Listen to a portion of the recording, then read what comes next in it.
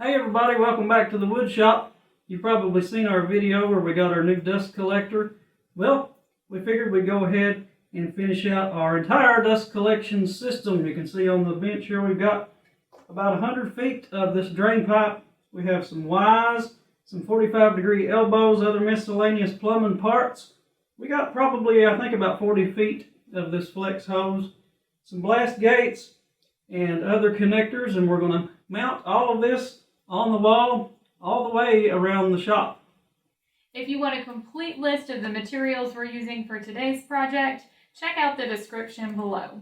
Now let's head across the workshop to the new permanent home for our dust collector. Now we have our dust collector sitting here in the corner where we want it permanently. So our PVC pipe is going to have to come up the wall right in this region here. We're going to feed the dust collector with some flex pipe from there on over.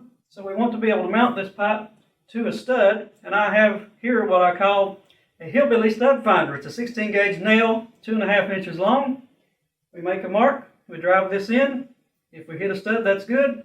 If not, it's a small enough hole to where you could just slap a little tiny bit of spackle on it and nobody ever know it was there.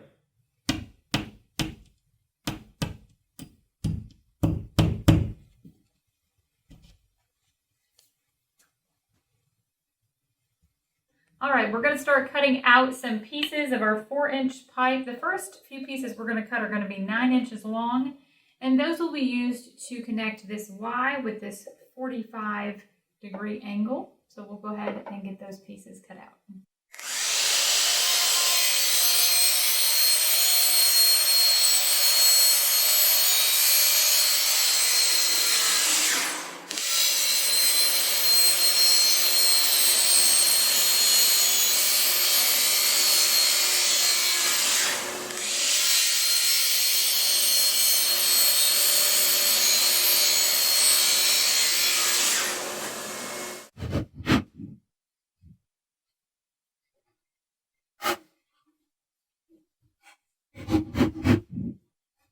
Alright, we went ahead and cut all these 9-inch pieces of pipe, and we put these fittings together and made one solid connector. We've got all of our joints ready to go.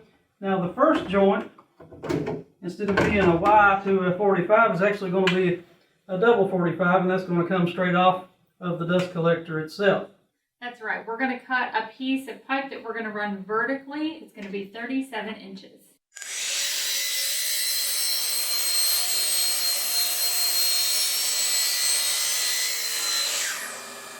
Alright, now to secure the drops to the wall, that's the sections of the pipe that come down from the main trunk line, I'm going to make these homemade clamps. You just take some pipe strap, you cut it to the length you need, bend over the end so you don't get cut on it, it's pretty sharp.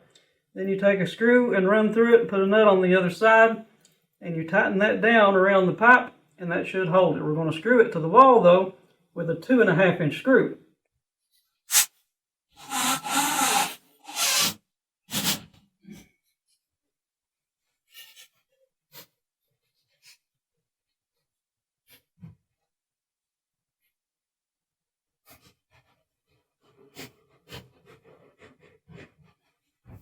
All right, now that we have our first piece of pipe attached to the wall, we are going to run our first horizontal run. It's going to be 27 inches and 3/4.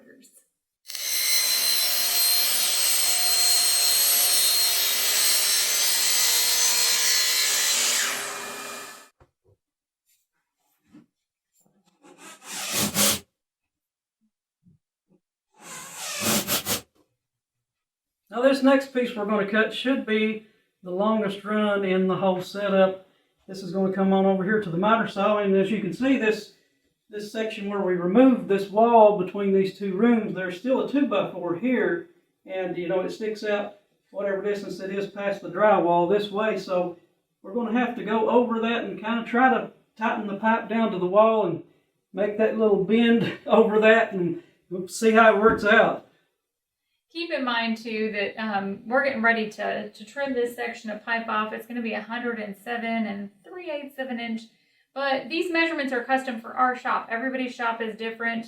Kind of our method as we've been going along we figured out where we want that joint to be, where we want that drop to be, and we'll hold the joint up on the wall and we'll measure from there to the last joint, and that kind of gives us, our measurement for our section of pipe.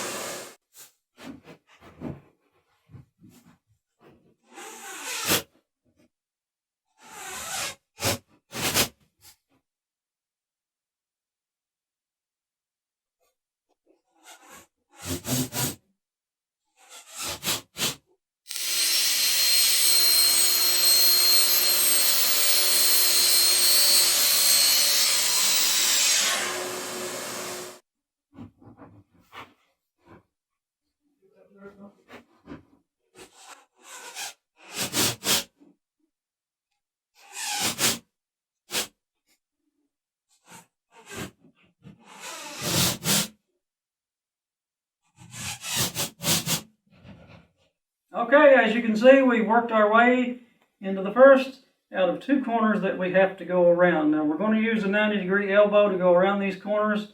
I know some people use 245s and kind of slant it across to help the airflow, but we're only going to have 2, so I don't think it's going to be that big of a deal. What we'll do is we'll put this up in the corner, we'll measure from the outside of this lip to the outside of that lip, get a measurement on some pipe, give it a cut, fit those 2 together, and kind of come in at an angle and see if we can get this to work.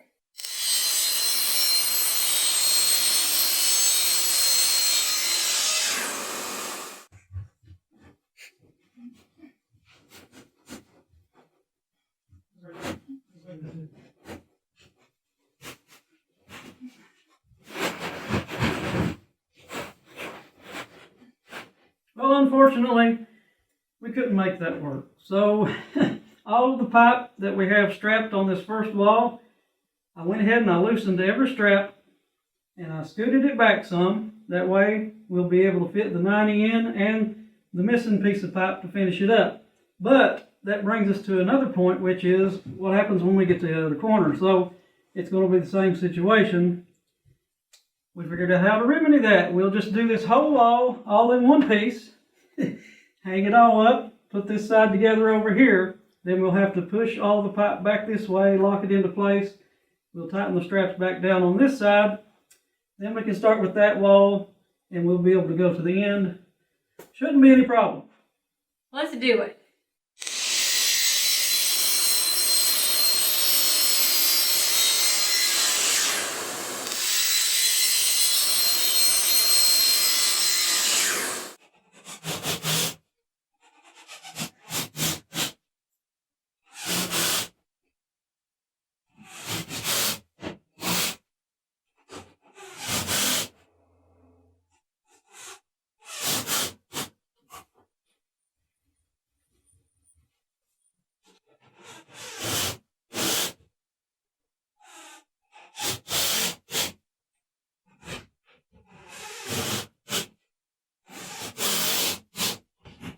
Well, now we've made it over to the third wall, and this is where we run into just a little bit of an issue. Now, if you'll notice on that first wall, we started running the pipe 6 inches down from the ceiling, and the reason for that is there's a header in the middle of this room between, this used to be 2 separate rooms, and we tore that wall down to make it one big room. Well, we had to come down 6 inches from the ceiling to get underneath of that header, and if you'll notice over here on this next wall, this door. Now, this door is not 6 inches down from the ceiling. You got about 4 inches there. And, well, we actually knew about this ahead of time, so we went ahead and planned. We're just going to slope this 90 in the corner up about 45 degrees, come off of that with another 45, and go across the door over to where our drop will be for the table saw.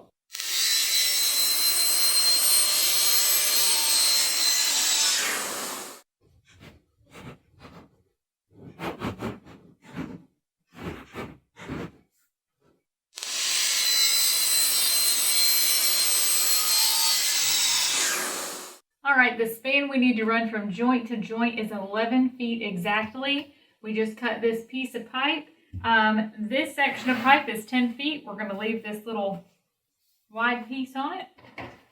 Just shove this right in there and we can strap this to the wall.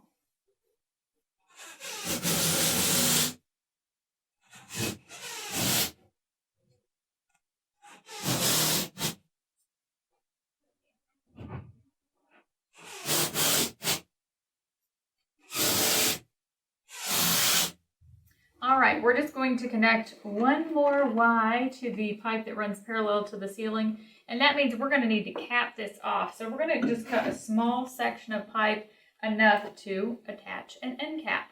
Now, if we ever want to expand this dust collection system, it'll be very easy to pop the cap off and run some extra pipe. But we're getting ready to close this up and move on to drops.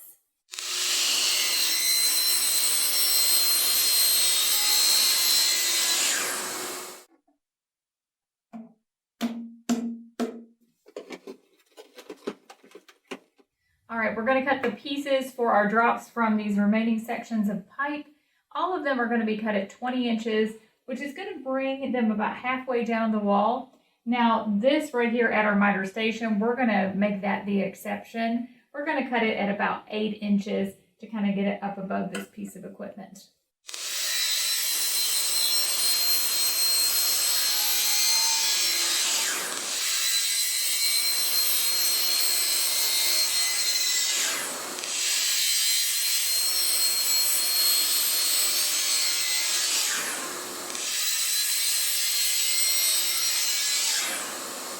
We're getting close now.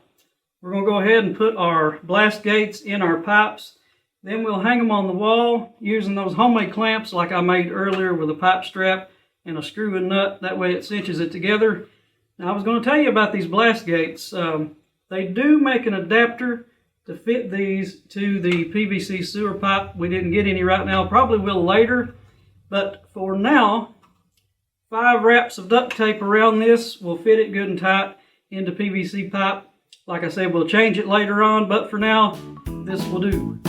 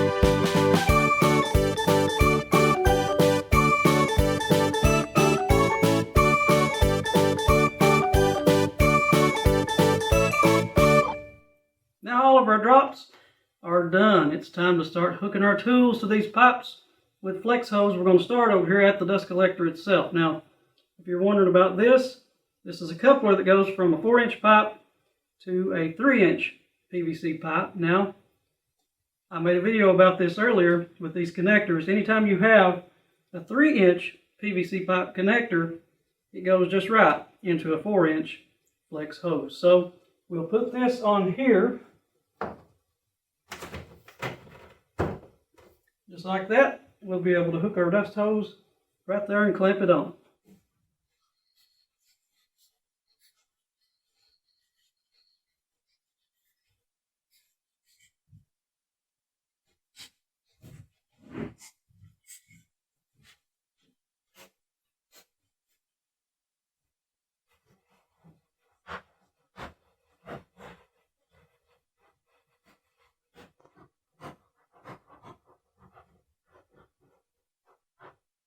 Okay, the first tool we're going to hook to our dust collection is the miter saw. Now we had a drop, over there closer to the dust collector back before this, but we put that one there as a just in case, because if we get another tool, that's the most likely place it's going to go, so nothing's going to go there for now.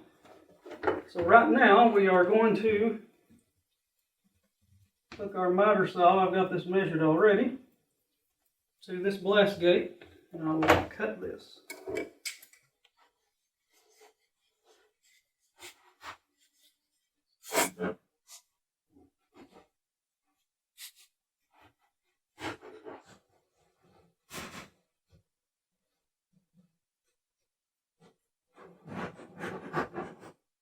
Now the connector you see on the miter saw at the other end of this hose is a connector I made in another video. Check that out, it'll be really useful. Now back here at the back corner of the shop we have the old drill press and we have the router table, and as of right now I'm not sure what dust collection method to use. But when he does figure out, how he's going to connect our flex hose here to the tool, he will make videos about that for you. Be sure to subscribe down below so you don't miss a video. Now, we're over to the table saw.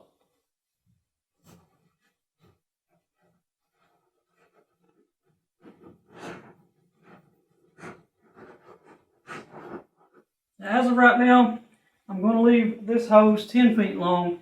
We will use it with the table saw and the planer. We use both of those right here in this same spot. And to connect them, I have this little POWERTEC connector.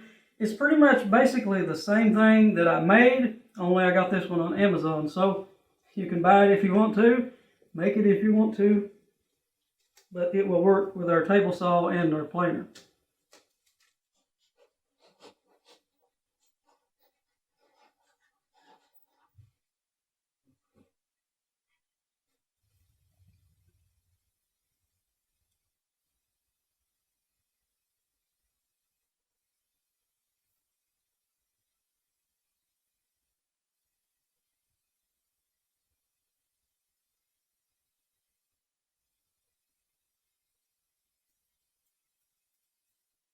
Well, now we're finished with our whole shop dust collection system. We tried it out.